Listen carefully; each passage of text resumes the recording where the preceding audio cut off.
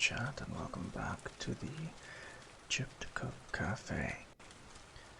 My name is Moka Kahvesi. You can just call me Moka, and I'll be your barista, host slash narrator for tonight. So yeah,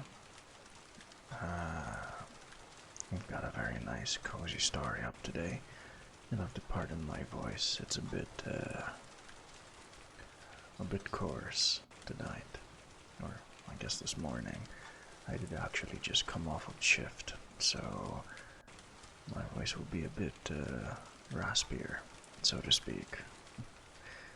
But yeah, we've got a very nice simple story lined up for today, namely Legends and Lattes. I've been basically reading this book pretty much every time we do an ASMR stream. So it's been pretty nice. It's been a pretty fun, cozy book. And I'm pretty much just about to finish it. We have about 4 chapters left, and that's pretty much what this stream will be centered around, finishing up these last 4 chapters.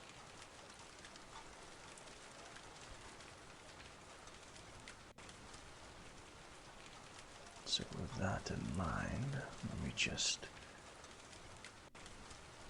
prep a few things before we dive right into it.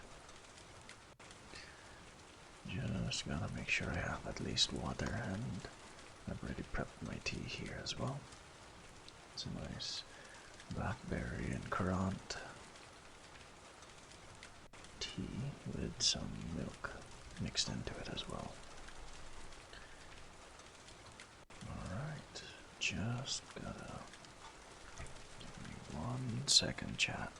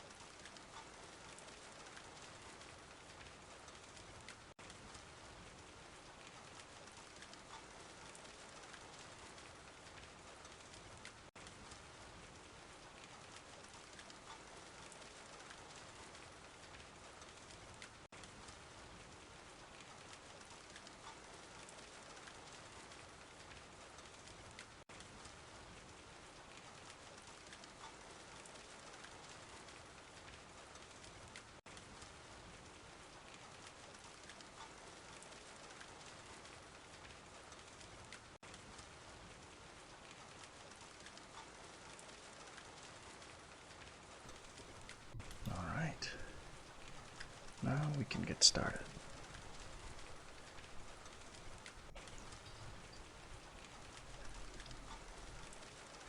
So, here we are, Chapter 26 of Legends and Lattes, a novel of high fantasy and low stakes by Travis Baldree.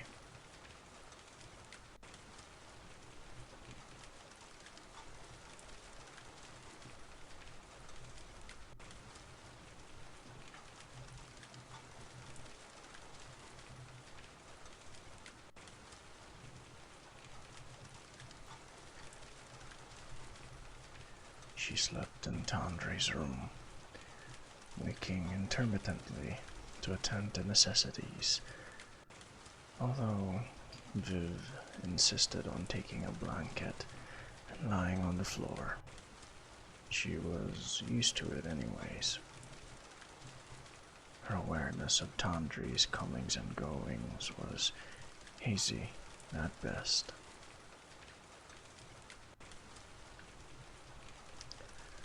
On what she thought might have been the 3rd day, a knock came at the door.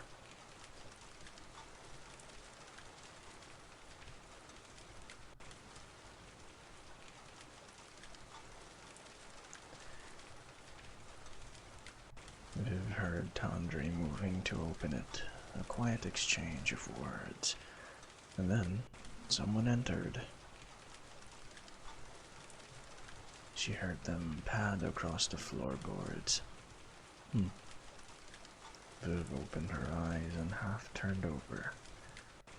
Cal stared down at her with his arms crossed, and she suddenly felt foolish and angry. Lying there and exposing her weakness to him. In years past, she would have cursed herself as a fool for giving a foe such an advantage. Such carelessness would have killed her 100 times over. But Cal was not her enemy. The hob drew up a chair and sat, his legs too short for his feet to reach the floor. He clasped his hands between his knees, looking away, and giving her a moment to push into a sitting position.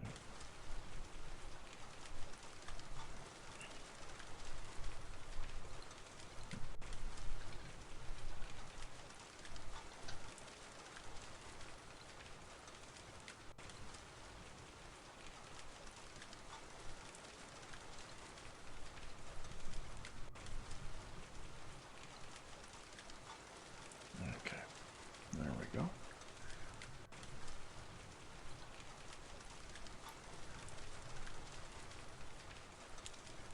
Cal, she rasped and nodded. She didn't feel as though she'd slept. At all, actually. First thing to get a handle on is a cleanup, he said without preamble. Then materials, then labor.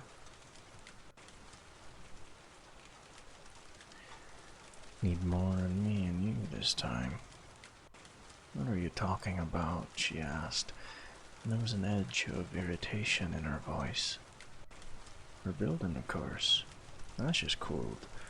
We'll get it shifted, maybe 8-10 trips to the midden, hired hand or two will speed it up fine. We're building. Viv stared up at him. Cal, I don't have the coin for that, and even if I did, I don't think it'd matter. Tandri told me. A stone. He shrugged. Maybe we're sods now, but didn't figure you were one to duck at a soft blow like that. Viv flicked a glance at Tandri, who stared back with a level expression. Still doesn't change things, she said. Her battered, strong box sat to the side, where they must have placed it while she slept. She reached over with one huge hand and dragged it closer. Viv took the key from around her neck and unlocked it, flipping back the lid. Maybe 7 sovereigns, a handful of silver, and a scattering of copper bits lay within. The platinum was long gone. I saved for years, she said grimly. Bounties of blood work. Most of it's gone now. She glared balefully. As gone as the shop and everything else. There's almost nothing left. Less than what I started with by leagues. She looked at Tandri, who winced at her tone of voice. What did you call it? Arcane reciprocity? Well, here it is. This is the backlash. She felt her teeth bared, her fangs huge in her jaw, her burnt and barely healing skin tight over her skull, her brain throbbing. A part of her understood that she was hurting them, wounding these people who were friends, that some older, crueler self were emerging, crawling from the wreckage of who she thought she had become. That newly ruined part of her cried out for her to stop, to let it be for now. But the crueler self was ascendant, its opponent too weakened and diminished to intervene. It's fucking gone, she snarled. I spent my chance and I can't earn it back. She held Tandri's gaze and deliberately said, "This is the part where I do what desperate people do. This is the part where I flee." Tandri jerked as if struck. Savage satisfaction burned through Viv, followed by a wave of nausea. "Give it time," said Cal in his gritty, patient voice. "What fucking difference would that make?" she roared. In the next moment, Viv slumped, staring down at her hands, limp in her lap. "You should go," she whispered hoarsely. She heard him quietly rise and leave. For a while, she thought Tandri had left too, but then Viv felt her draw near, crouch in front of her, and stroke her burned cheek. Tandri's forehead touched hers, an echo of days ago. "Do you remember what you said in the street after the fire?" she murmured, her breath light on Viv's nose and lips. "No," she lied. "You said, at least we didn't lose everything." Tandri paused. "And I said you risked too much for the things you saved," she continued. Another, longer pause, her breathing slow and sweet. "But I knew what you really meant." Viv didn't notice her own tears until Tandri's lips brushed her damp cheek. She opened her eyes and stared into Tandri's, so close to her own. The woman held her gaze steadily, face composed, but eyes wet. Viv felt a warm weight in her center, and for a moment they were enclosed again in that bubble of calm rightness they'd once shared.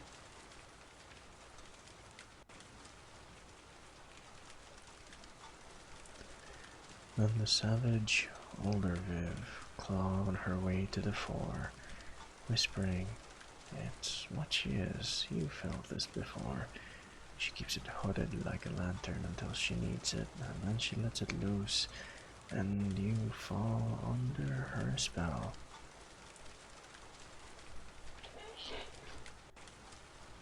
But even as that bleak thought spread through her mind like the spectral flames, it evaporated just as swiftly in the light of dawn.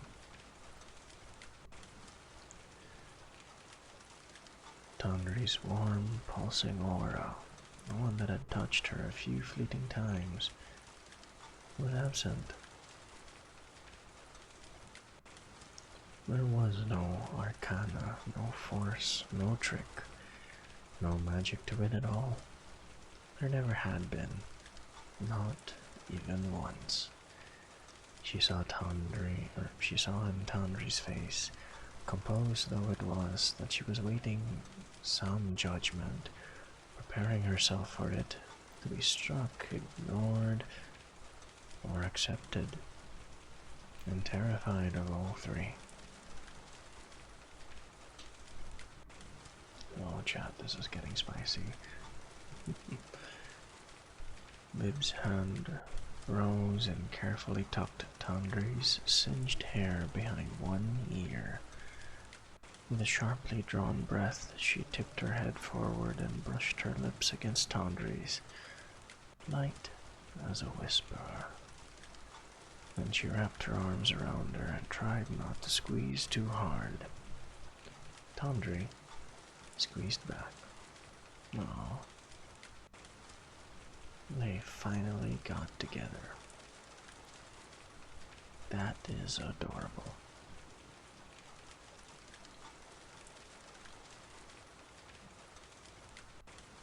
So very cute.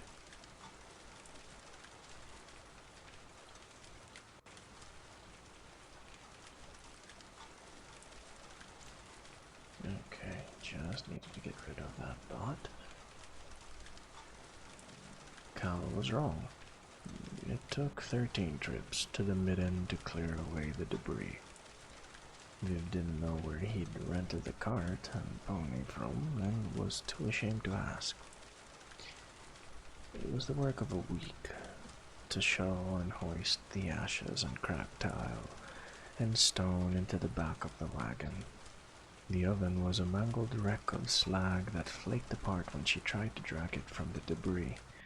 Cal kept aside a few stones and bricks that might prove useful, stuck to one cleared end of the lot. Mopping her brow with a forearm, Viv looked down at him. I still don't see how I'll afford the stone and lumber for this, much less the labor. Is there really any point in clearing it all away? The acid was gone from her voice, replaced by a stoic flatness. He cocked his head back, or he cocked back his hat, rather, and tugged at one of his long ears. What did you say to me at the docks? You do it even when some might say it's wiser not to, I think.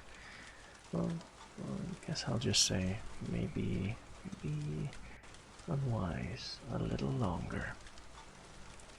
Viv couldn't think of a response to that, so she got back to hauling and lost herself in the demanding physicality of the work. She was taken aback when Baldree showed up on the second day with no Newton evidence. With a nervous little nod, he pitched in to help. Viv had to admit his big, rough hands looked perfectly natural for hauling stone. When she began to offer to pay him, he stopped her. No, he said and shook his head, and that was all. Baldree intermittently appeared and disappeared with water or bread and cheese, and Viv tried not to stare after her too hard, or think over much about that single stolen kiss. Viv is one of the most... what's what I'm looking for here? Viv's having some gay panic, and that's fine. Power to you, Viv. Power to you.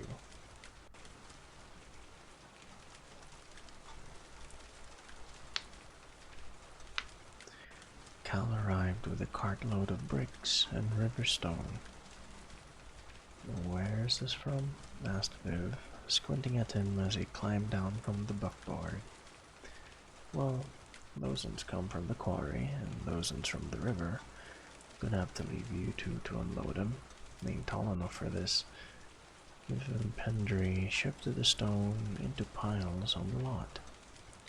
Cal stacked a few of the bricks and planks to form a makeshift table, and bent over a roll of paper with a stylus and a ruling stick.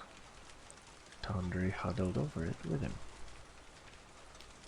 As Viv approached him, breathing hard, Cal looked up.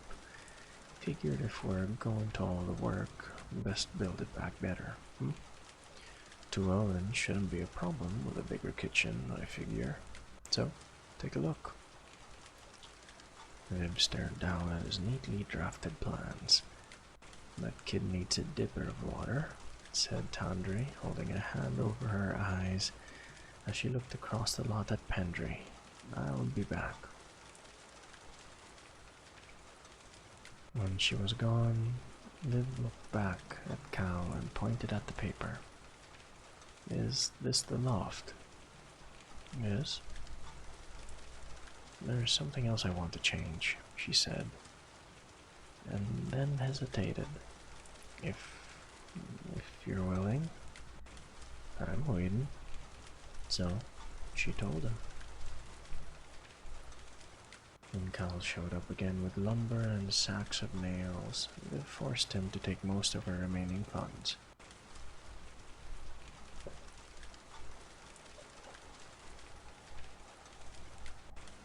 Sorry about that, I just had to finish that tea.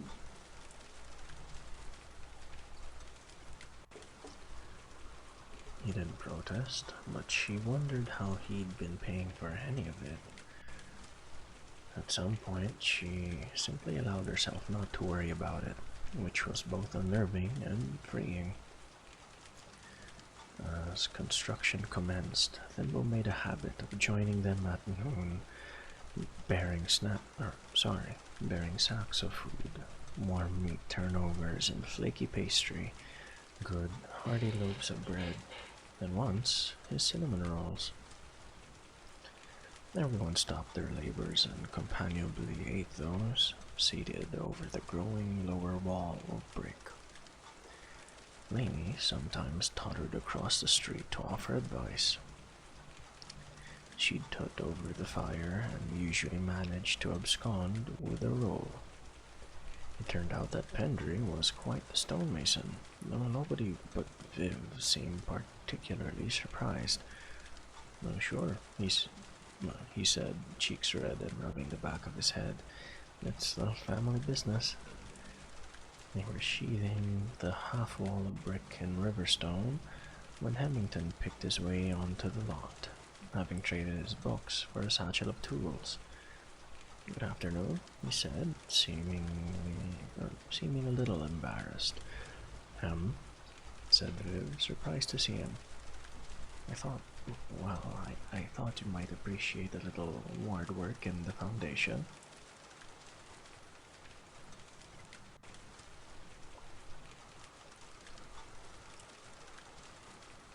He chuckled awkwardly. Some worded inscriptions to proof against fire might not go amiss, perhaps. "I didn't know it was possible. If I said no, I think everyone here would curse me for an idiot," replied Viv. "That's true, we would," said Tawdry, rising from where she'd been mixing mortar. She smiled at Hemington and raised a brow at Viv. Her cheeks were streaked with gray, and she wore a rough work skirt rather than her customary sweater. Viv thought she looked pretty radiant. "Oh my god. Viv, we get it. You're head over heels. We understand." "Well then," said Hemington. "I'll just get to it, shall I?" He withdrew a collection of instruments from a satchel and went to the four corners of the foundation. On the midpoints of each outer wall, where he busied himself etching and inscribing, and doing whatever it was he did. Viv figured she could probably ask Tawdry for details later. She reflected that if the scoured stone had drawn something to this place, it might still be there. Chapter 27. They had the building framed in another week. Partway through, a cart filled with clay tiles drew up to the shop under construction. Viv looked at Cal, who shrugged. She walked over, nodding to the driver. "What's this?" He was a big man, scraggly beard, beefy. The fellow beside him was well-muscled and lean. She had a feeling she'd seen them somewhere before, but couldn't immediately place them. "Delivery," said the driver, helpfully. "Yeah, but who from?" "Can't say," he said, with no particular animosity. "And no payment expected?" The man shook his head and climbed down with his partner. They set to piling the tiles in stacks in front of the lot. And then she remembered. She'd seen them in Lack's gaggle of hoods all those weeks ago. She allowed herself a surprised grin, thinking of fine grey dresses. Then, shaking her head, she got back to work. Covering the roof was rough labor, but Cal rigged a pulley system and Viv doggedly hauled up buckets of tile. It took a week before it was all fully laid, and then they began to work on the walls with some relief.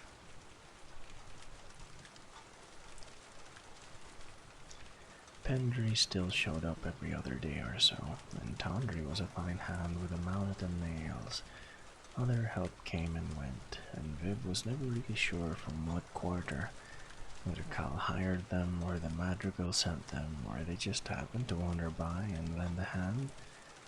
She stopped trying to guess.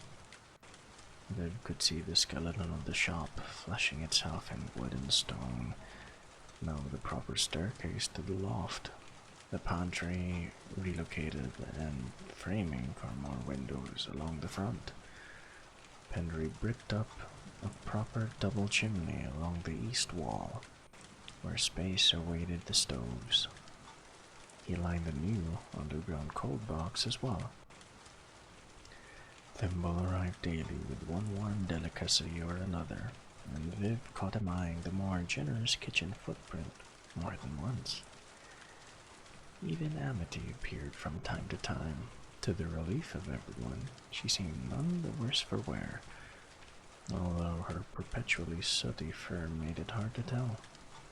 Like a great grey ghost, she weaved her way between bare studs, blazing around in a proprietary way before disappearing once more.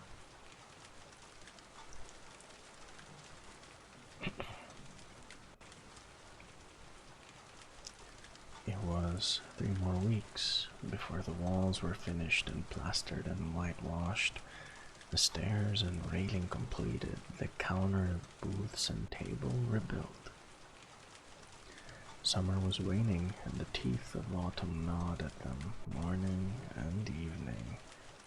The lumber and materials kept manifesting, and Viv told herself when it was done, she'd ferret out the source from Cal and pay her benefactors back just as soon as she could afford it. She kept sleeping on Tandri's floor, albeit with a bedroll and pillow. Viv felt guilty for staying, yet simultaneously reluctant to leave. She made a few tentative attempts to move to an inn or to rent a room with her meager remaining funds, but each time Tandri told her she was being foolish, and Viv didn't have much interest in arguing. The gay panic is real. Viv stood with Tandri and Cal in the waning light of another hard day's work, staring up at the face of the shop and the dark sockets of its glassless windows. As she was debating whether to temporarily tack cloth over them, she sensed someone approach. When she looked down, Durius, the elderly chess-playing gnome, greeted them with a nod. She wasn't surprised when Amity padded up behind him and loomed like a sentinel, half again his height. "Glad to see you've decided to stay," he smiled up at her. "It would have been a shame to be robbed of such a fine cup of coffee." "No thanks to me," said Viv. She nudged Tandri gently with one arm, and she thought the woman might have leaned into it. Just a little. These two people are so sweet, chap. It's these two who made sure of it. She indicated both of her friends. Oh, my heart. Tandri continued to stare at the shop thoughtfully. "Maybe the stone never did anything," she murmured. Concurred Kyle. "Stone?" asked Durius, his bushy white eyebrows high on his forehead. Viv didn't suppose there was any reason to be evasive. "A Scalvert stone. I feel like a twice-blasted fool about it, but I once heard—" "Ah, yes," interrupted the old gnome with a nod. "I'm very familiar. There's a reason there are so few these days. Scalverts. Unfortunate. Nearly hunted to extinction they were." "Really?" Not got Viv's undivided attention. It's been many a year, but too many old legends and songs mythologized them. The ring of fortune and that foolishness. He shook his head. Sadly, like lodestones for luck or wealth, or so many believed. And they aren't? Asked Tandri. Well, replied the gnome, tugging at his mustache, not the way the folk hoped. So it was for nothing then. Lou shook her head bitterly. Hell's all it managed was to get the place burned down. If I'd never kept it here, Fennis would have left well enough alone. We could have avoided all this. Darius tipped his head and pinched his face in a speculative way. I wouldn't be so sure of that. But you just said... I said not the way the folk hoped. Didn't say it didn't work at all. What'd it do then? Asked Cal. That old song was a bit misleading. The stones never granted fortune, but they were gathering points, you might say. You'd find few who know it these days, but the Ring of Fortune is just an old sea-fae phrase. It means a destined cadre, I suppose. Individuals brought together, like to like, which can be fortunate, of course. Sometimes nothing more fortunate than that, but that wasn't what most were seeking. Well, maybe they should have been, eh? Viv Murner draws the Ring of Fortune aspect of Heart's Desire. This speculative look sharpened. Yes, well, it seems to have worked well here, I think. Viv looked from Tandri to Cal. I'm mixing up their names already. And back at the shop. Getting late, said Darius. He doffed his little sack cap. Must be getting on, with the cold setting in. My old bones complain if I'm not at a fire by dusk. I don't think it's too early for congratulations, though. Or maybe it is. Way too done to get a little muddled over timing. Congratulations on rebuilding. That too. No, I was referring to... Well, never mind. Sometimes I'm not sure which go-around this is. Could be I'm polishing the stone before the cut. Good night to you all. He turned and disappeared down the street, and after a moment, the big dire cat slunk after him like a too large shadow.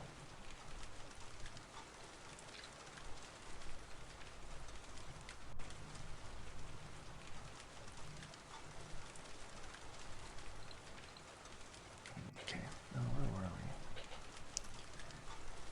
we? A few days later, after the doors and windows had been fitted, two enormous crates arrived on a large wagon, and with them, some unexpected visitors. Rune and Galena sat side by side on the buckboard. Are those what I think they are? Asked Viv. Gnomish print rimmed the edges, and they certainly looked the right size to contain two new ovens. Depends, I guess, said Rune, easing downward and dropping the last foot to the cobbles.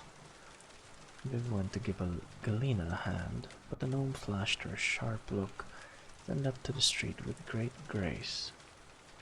"'Twas your girl behind it," said Galena, glancing toward Tandri, who emerged from the shop, still too far away to hear their conversation. "My girl?"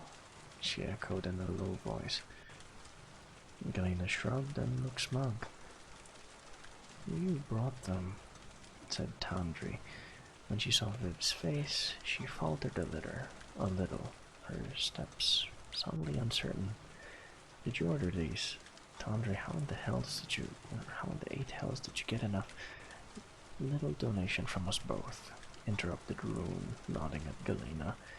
He patted the flank on one of the pair of horses. "Tandri sent a letter. Let us know what happened," said Galena. Viv looked at Tandri, thinking of the stone. "Everything." Tandri took a breath and firmly said, "Everything." "So you both know about the Scalbert stone?" she asked her old comrades. "Who gives a shit?" Galena waved a hand like it was irrelevant. Viv supposed it was. Fairness. Rune snarled with sudden savagery. Have you seen him then? Asked Viv. Not in weeks, replied Galena. Didn't part on the best of terms. Man's always been a bit of a prick, but this? The gnome shook her head angrily.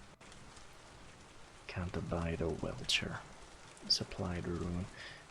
Anyhow, help me wrestle these down, eh? Viv and Rune unloaded both crates and left them for Cal to unbox in the morning. Rune left to stable the wagon.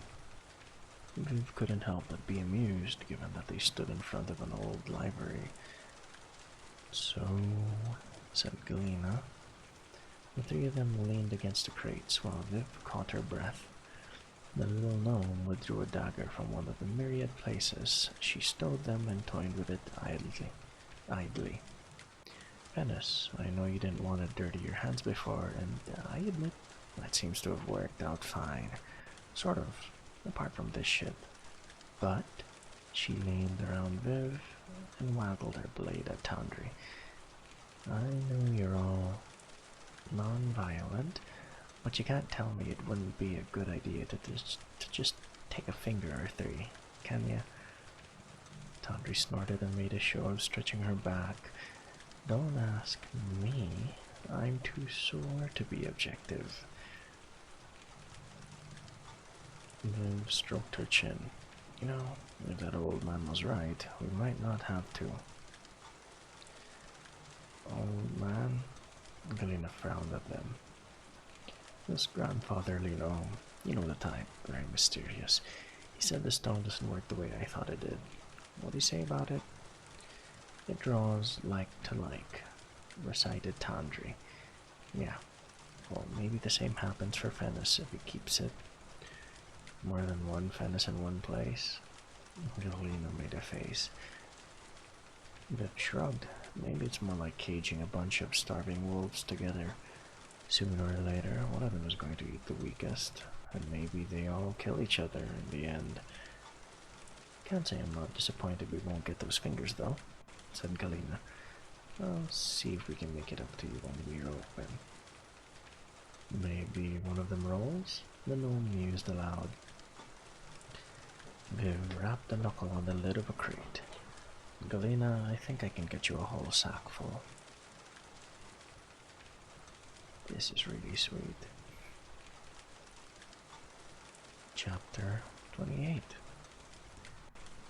Autumn deepened, and reopening day approached, while the final 2 weeks crawled by. The days brimmed with minor tasks that took longer than seemed possible. Refitting lanterns, hanging a replacement chandelier, staining and lacquering the table and countertops, installing the ovens, and mounting a pair of new auto-circulators. Viv also made a few special orders with a loan from Galena. She extracted a half-joking promise that the gnome would menace her with knives if she wasn't repaid in 2 months. Viv felt she had exceeded the bounds of friendship in every possible direction with everyone she knew.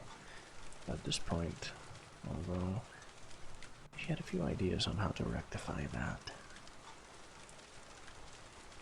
When Thimble beheld the new pair of ovens, the expanded pantry and coat box, and the more generous back counter space, he was overcome. He scurried from one end of the kitchen to the other, inspecting all the new cookware that Tandri had assembled, peering into the oven doors and running his hands lovingly over the stove tops. He stood before Viv, hands clasped in front of him, and he gave her a little ducking bow. It's perfect, he whispered, and his oil drop eyes brimmed. She, hunkered down before him. I told you, the best deserved the best. He threw his arms around her upper arm and gave it a brief, startling hug, and then disappeared into the pantry. Viv found her throat unaccountably thick. My heart, my soul, this is so sweet, I can't chat. This is just...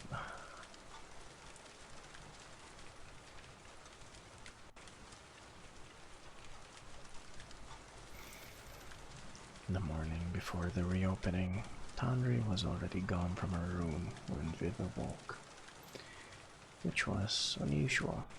Her heart twisted, but her concerns eased when she saw the note that Tandri had left on the vanity. Errands to run. We'll see you at the shop later. Honestly, it couldn't have worked out better, since Viv wanted to make or take a delivery of a few shipments without the others around.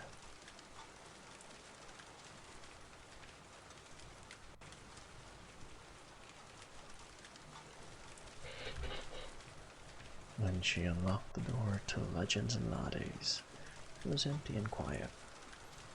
The smell of wood stain and lacquer still strong. The autumn chill had deepened, and so she started a fire in one of the stoves and idly watched the auto circulators begin their slow revolutions. The old coffee machine gleamed on the countertop, only marred by a few scratches and dings from its unceremonious rescue months before. She ascended the staircase, running her hand along the rail. She paced through the new rooms, still chilly, but she could feel the heat beginning to creep through the floor from the kitchen below. A new set of windows let the morning light pool at a slant in the western corners.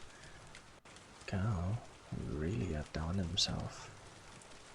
There was a knock on the shop door, and she descended to find two younger dwarves, still with shortish beards, stamping their feet and rubbing their hands in the brisk air. Delivery? The taller of them pulled a folded sheet from a cloak pocket. And assembly. Been waiting for it, said Viv. I'll get the other doors. She opened up the big bay doors to the dining area and helped unload and move the cargo up the narrow staircase, with only a little cursing and grunting amongst them. Unbundling their tools, the dwarves briskly and efficiently assembled what they brought. Viv signed the delivery receipt and bid them stay warm. She spent another hour upstairs fussing and fidgeting before deciding she'd break something if she didn't stop. Relatable. On the ground floor, Viv clipped a barrier rope across the base of the staircase. Then she pulled a fresh sack of beans from the pantry and one of the new ceramic mugs. She lost herself in the meditative act of priming the machine and grinding and brewing. The hiss of steam and the smell of fresh coffee permeated the shop, with the warmth of the stove and the frost rimming the edges of the front windows.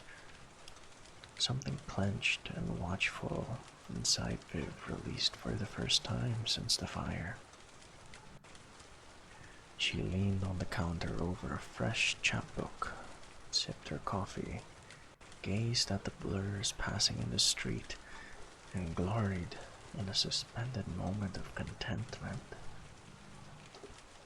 The spell was broken when the front door banged open, letting in a curl of icy wind and revealing Cal standing on the threshold. He was bundled in a long coat and gloves. Behind him, they could see the first flakes of an early snow drifting down. You're here. Good. He stepped back outside before Viv could reply. I've got my end, he said to someone in the street. And when he reappeared, he and Tandri had either side of something large and awkward, wrapped up in paper and twine. They leaned it against the counter and stood back. Tandri's face was flushed with the cold, and she hurriedly closed the door behind them. Over next to the stove, you two. Looks like winter's setting in early. Viv came around the corner and stared at the big parcel.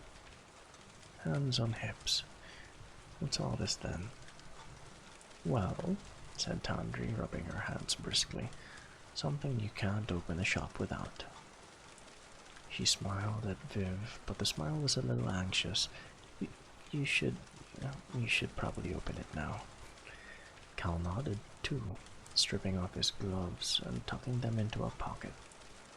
Viv knelt, and after fumbling with knotted twine for a few seconds, cut the ties with her pocket knife, rough brown paper shucked away from what was laid beneath. It was the shop sign. I thought it burned in the fire, she whispered. Saved it, said Cal, or most of it, I suppose. Hang on, is this diagonally where the embossed silhouette of a sword had once been? A metal one was mounted. Steel. There was a unique mother-of-pearl sheen to it that she recognized. It is, said Tandri, moving to stand behind her. She had her arms crossed tensely in front of her. I took it after you. Well, I thought that maybe you didn't have to be fully rid of it. Not yet. Then, in a rush, I was just thinking that you don't have to forget who you were, because that's what brought you here. Viv ran a finger over Black Blood's new incarnation, cut down to an icon of her former self. Then, she just stared at it. Do you like it? Asked Tandri. If you don't, we can unmount. It's perfect, said Viv. I can't believe you saved her. She rose and embraced them both, blinking back tears as she did. This is such a sweet story, Chad. Okay. You'll have to give me just a few seconds. I do have to call Hay to wake her up before her shift. So I'm going to just take this call very quickly, and I'll be right back. Okay.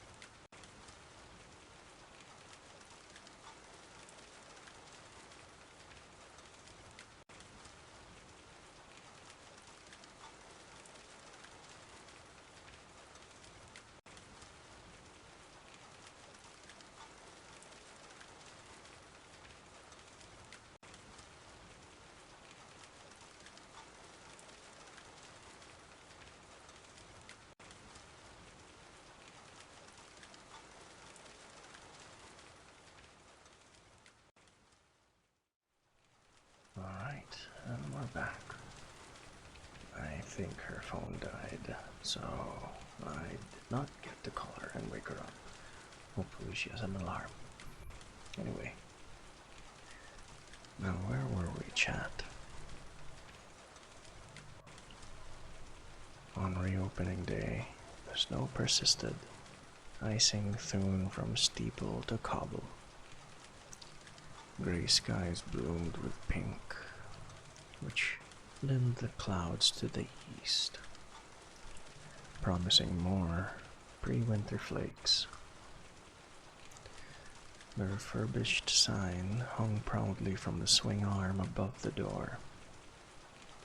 Snow frosting its nooks and crannies, Viv and Tandri arrived first to feed the stoves and fill the new water tubs. Lighting the lanterns and candles filled the shop with a welcoming glow. By the time Thimble slipped in the door, the dairymen had delivered their cream and butter and eggs. The Ratkins set to mixing and kneading, forming balls of dough to rise before assembling ingredients for his icings, humming to himself all the while.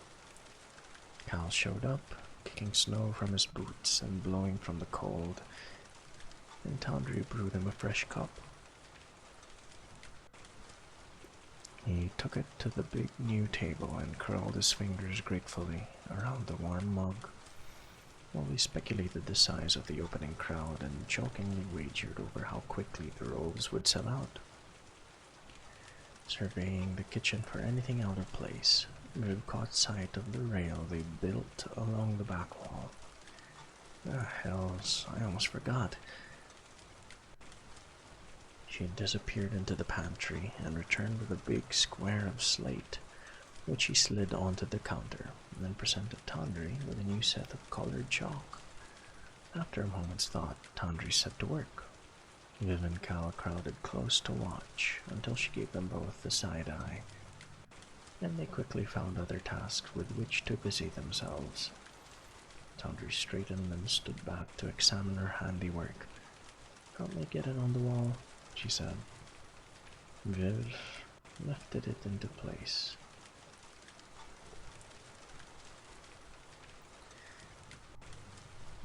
Their new sign now read, same as before, except for this new addition at the bottom. What flames could not consume, never shall be extinguished. Oh, that is a very good quote. When they opened the doors, there was already a line down the street, despite the cold. They ushered everyone inside, letting the line curl back into the dining area, and the shop rapidly warmed. Cheerful conversation drowned out the hiss of the machine, and eager customers with red cheeks and coats undone offered congratulations as they gratefully took their hot drinks and shuffled to find seats.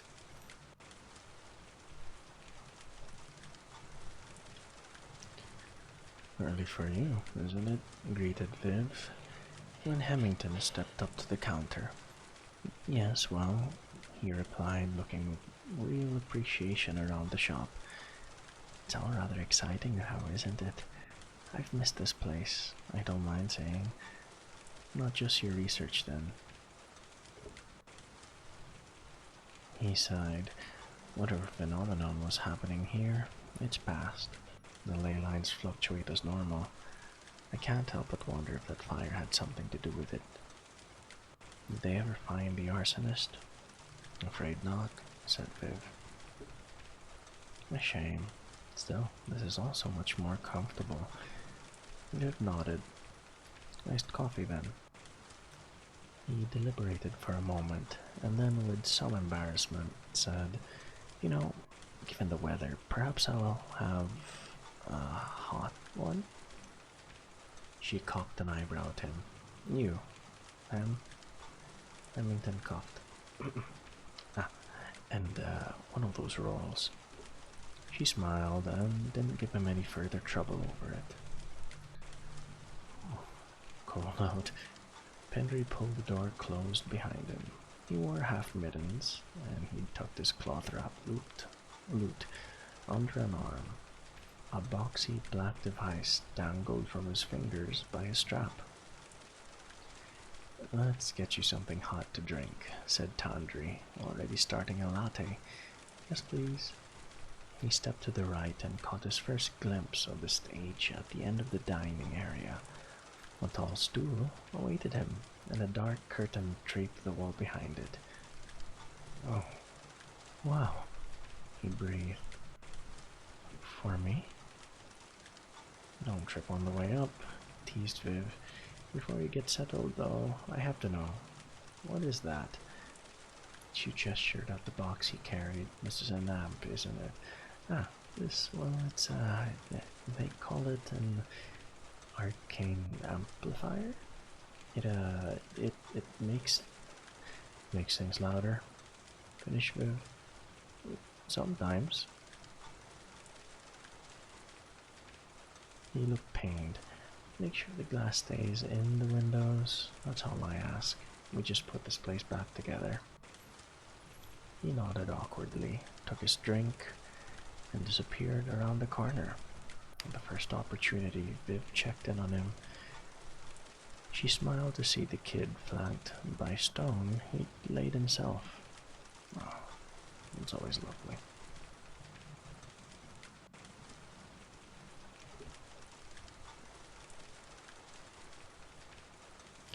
Baldree warmed up with a catchy bit of finger picking.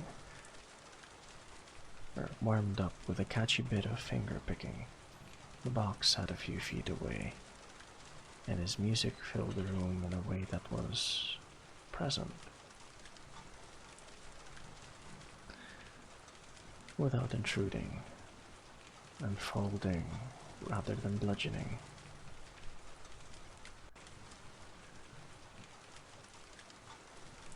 When Baldree sang in his plaintive, sweet voice, she smiled and withdrew.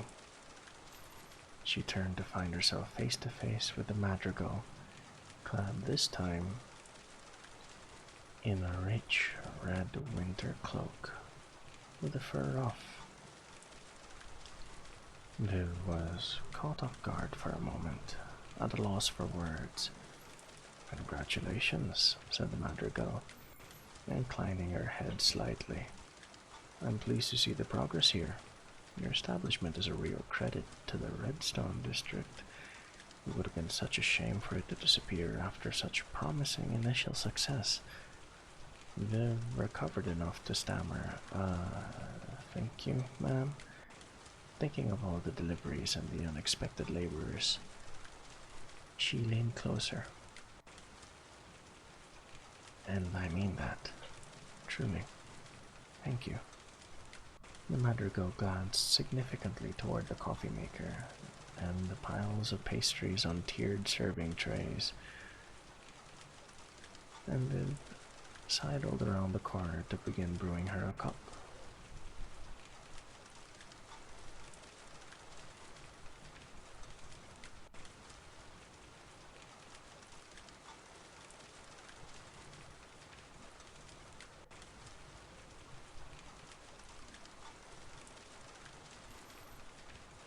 There we go, chat. Seems Hay has finally woken up. Okay, now where were we?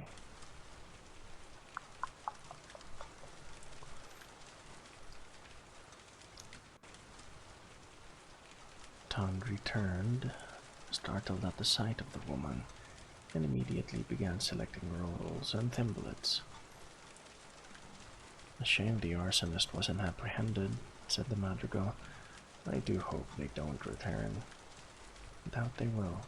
Viv pursed her lips as the madrigal seized her gaze. "I figured they got what they came for. No reason to come back." The madrigal nodded as she took her drink and a bulging sack of baked goods and departed. She didn't offer to pay this time, which was an honest relief.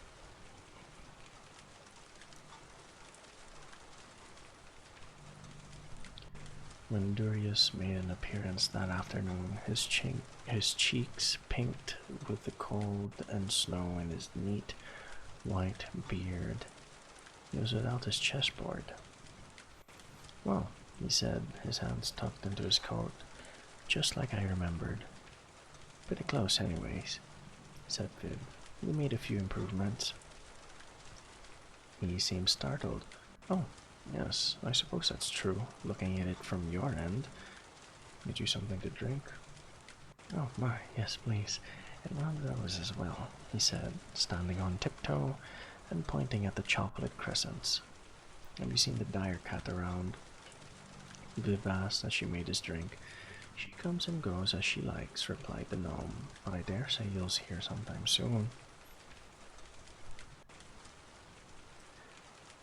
As Viv slid him his drink and pastry, Durya said, "It'll work out just fine, you know, so far."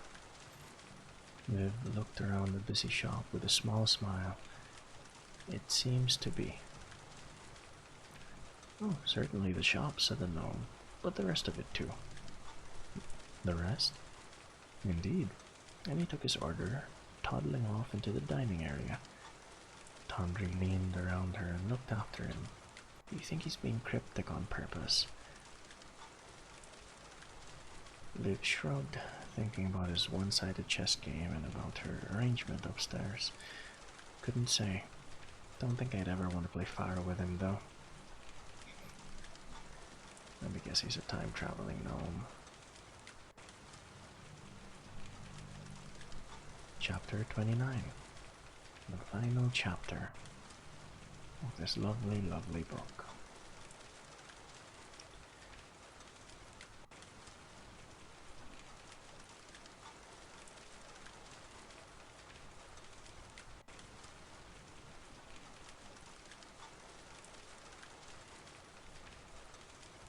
Give me a second.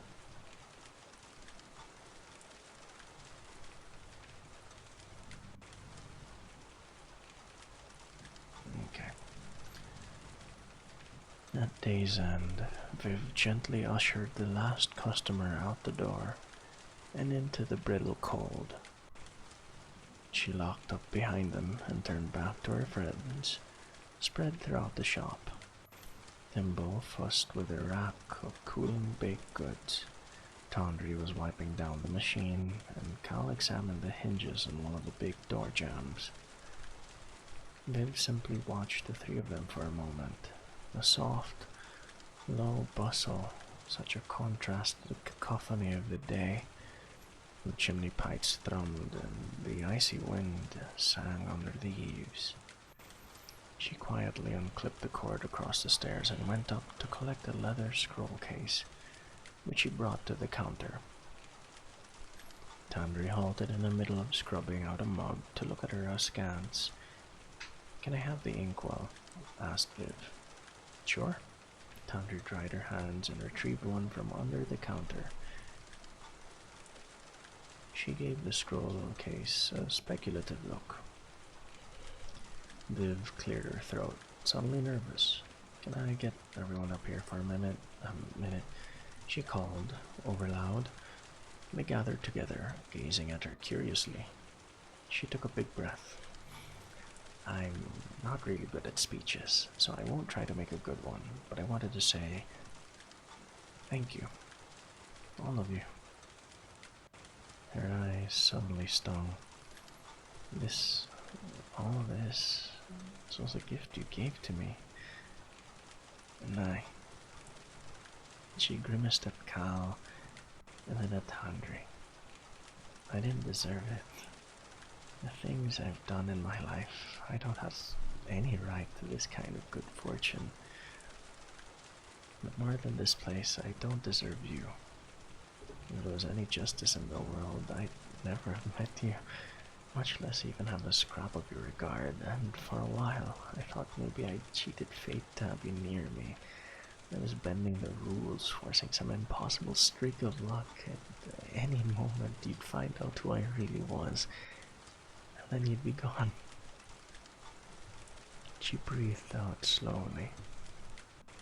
"But what a stupid thing to think. Unfair to you.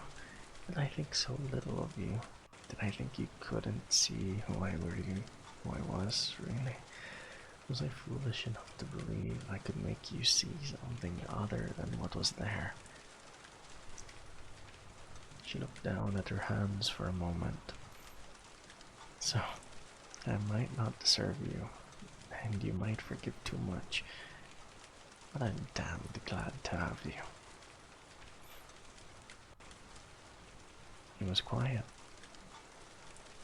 and she held each of their gazes in turn. The silence stretched, during which Viv became increasingly uncomfortable. Said Cal. "The speeches go. Wasn't too bad." Tandri snorted, and Viv's tension evaporated as though it had never been. Uh, well, that out of the way. Viv opened the scroll case and withdrew a roll of foolscap. These are writs of partnership, one for each of you. The shop isn't mine, it's yours too. When you built it, you made it work, and it'd be nothing without you. All you have to do is sign. Tandri picked up one of the sheets and quietly read it over. This is an equal partnership. When did you have this done? A week ago, said Viv, rubbing the back of her neck. I mean, the ad I posted mentioned advancement opportunities, so... Invite for me to sign it, said Cal. Of course it is, said Viv in surprise. What the hells do you mean? Don't work here, he continued. Just don't make sense. I ain't fair to the rest. Cal, said Viv, sliding the sheet across to him.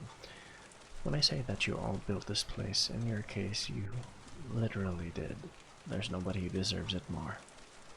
Sign it, said Tandri, and if you want to be persnickety about it, I know who to bother when things break. Or when Thimble decides this kitchen is too small too, added Viv. Thimble squeaked supportively. With much grumbling on Cal's part and much chivying from the rest, eventually he made his mark.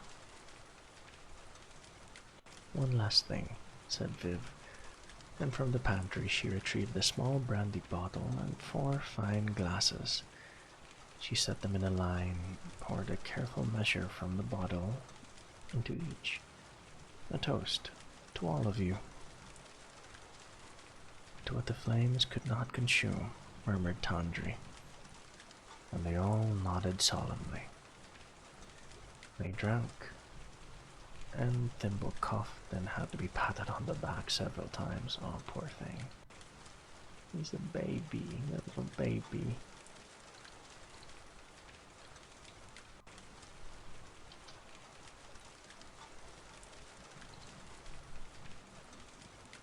Okay, give me a second here. Okay. There we go.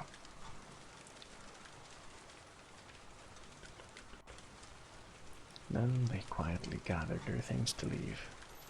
Tandri, said Viv quietly, stay a minute.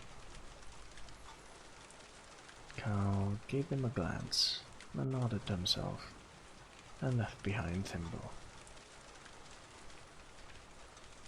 The two of them stood together in the warm center of the shop, with winter stealing in around it, the brandy glowing like coals inside them. There's something I wanted to show you.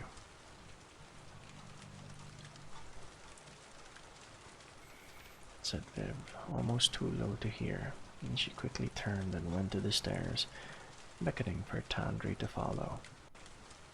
At the top of the stairs, a hallway split the upper story, with a door to the left and one to the right. Viv strode to the one on the left and opened it, stepping inside. Tandri peered in after her and gasped, You bought a bed? I did, said Viv. Their room was also furnished with a small dresser and a table and a wardrobe. Even a rug, said Tandri, nodding appreciatively. Well, that's bound to be an improvement over my floor. Viv closed her eyes and took a slow breath. There's one other thing I wanted to show you, said Viv with a cold flush of terror. Tandri gave her a wry smile. You didn't make a room for the cat, did you? She asked, which did nothing to quell Viv's nerves. Quite the opposite, in fact. Viv didn't trust herself to reply, so she went to the door across the hall and opened it as well. Tandri's brow creased as she stepped inside. This room, too, was furnished with a bed, a vanity, and a wardrobe. A set of art supplies, ink and chalk and stencils and parchment, sat atop the vanity. Tandri drifted to the center of the room where she stood very still. In the silence that followed, Viv couldn't breathe. "Who's this room for, Viv?" she asked quietly. Her tail made a cautious, flickering S behind her.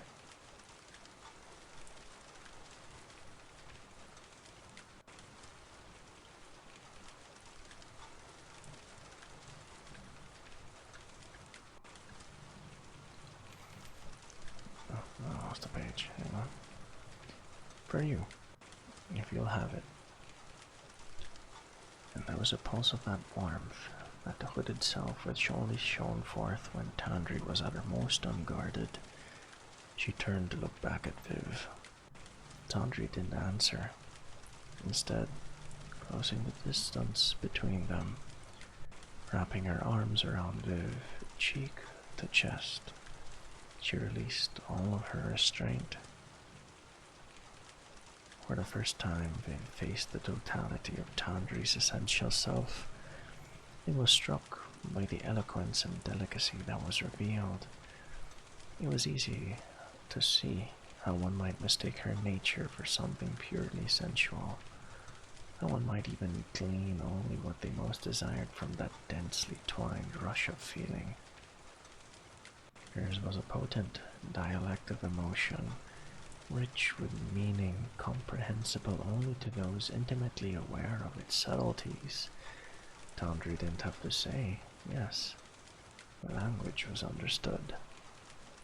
And when her lips found Viv's, no doubt could have survived. That's a sweet way to end it.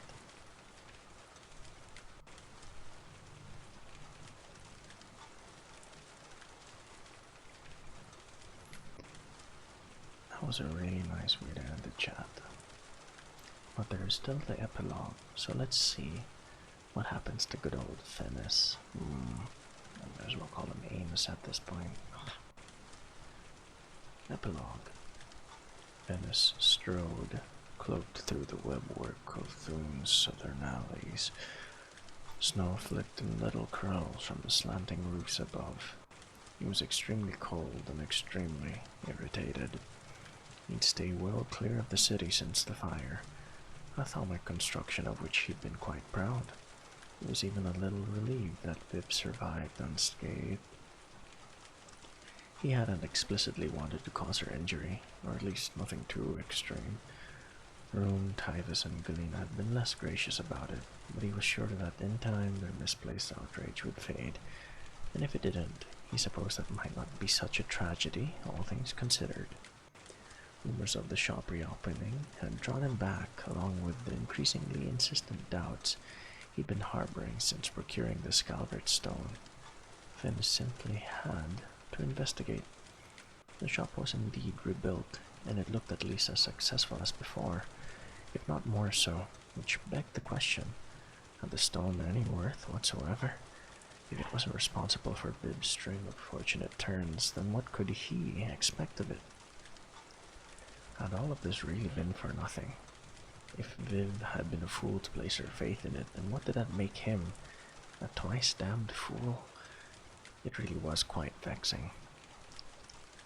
Set in a small medallion, Fennis kept it tucked beneath his tunic, next to his skin. The silver of this setting was cold against his flesh. He rounded a corner, headed toward the docks, when the light at the other end darkened. Someone else had stepped into the narrow, twisting alley. His neck prickled as another presence fell in behind him. "I heard you might be back in the city." "I heard you might be back in the city," said a voice he vaguely remembered. Turning, Venice placed it, that lackey of the madrigals, named Lack, amusingly enough. That enormous hat really was in poor taste. Venice smiled thinly. "Only briefly. I'd ask if I could help you purely out of politeness, but I'm afraid my schedule won't allow it. I'm also not feeling particularly polite at the moment." "Oh, we don't need too much of your time," said Lack, But the madrigal was quite interested in that stone you were kind enough to mention, and I've heard tell it might have a new owner. That'd be you, wouldn't it, sir? Venice's eyes narrowed. If you're all the madrigal's son, she's less perceptive than I gave her credit for. Faster than thought, he drew a slender white rapier from his side, luminous with thalamic glow and alive with a blue tracery of leaves. Lack shrugged, unperturbed. There's a few molars here and there, and maybe you could cut us all down. Not that I'd prefer that, of course. Partial to my own throat, you see. Let me make an observation, though. You might not think the madrigal is perceptive, but I can assure you, sir, that she is persistent. Venice raised the point of his sword, his arm steady as he angled it toward Lack's throat. He paused there for a moment, considering. Then he sighed, and with a swift motion sprang toward the left-hand wall, catching it with one booted foot, sprang toward the opposite side of a narrow alley, arcing higher and higher with each sideways leap, until he caught an eave with one delicate hand and flipped up onto the roof. He shook out his cloak in annoyance, tossed back his hood, and sheathed the blade, striding nimbly up the tiles to the peak. He heard a commotion in the streets below, the madrigal's men circling the building, watching for him to move to an adjoining rooftop or to descend. There was no easy way for them to pursue him, so Venice took his time, gazing across the icy cityscape toward the docks and the mast of the ship he'd be catching within the hour. This is all a minor inconvenience at best. It really was pitiful. All business did nothing to improve his mood, however. Then he heard a heavy impact, like a clatter of tile behind him, followed by a rising, throaty rumble, like an oncoming avalanche. He whirled to face an enormous, sooty creature, its fur bristling, its fangs huge, green eyes alive with liquid malice. He had only a final sliver of a second to think, incredulously. Is that the goddamned cat? Amity leapt. And that, chat, and denizens and residents and customers of the Chip Cup Cafe, is the end of Legends and Lattes by Travis Baldree. Man, that was such a good story. I actually really liked that chat. It was very nice, very chill, low stakes, no revenge story, no highfalutin combat, just a very nice, cozy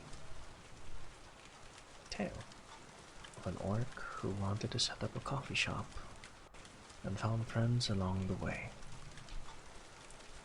That marks the first book we've ever finished in the stream. I'd like to think I'm proud of that. It was also a very nice first book to read, chat. Very nice and calming. So, with this book done, and myself feeling sufficiently sleepy now, I think this will be a good time, or a good point, to call it a night, or a day, chat. I do wish you all a good day, afternoon, or evening.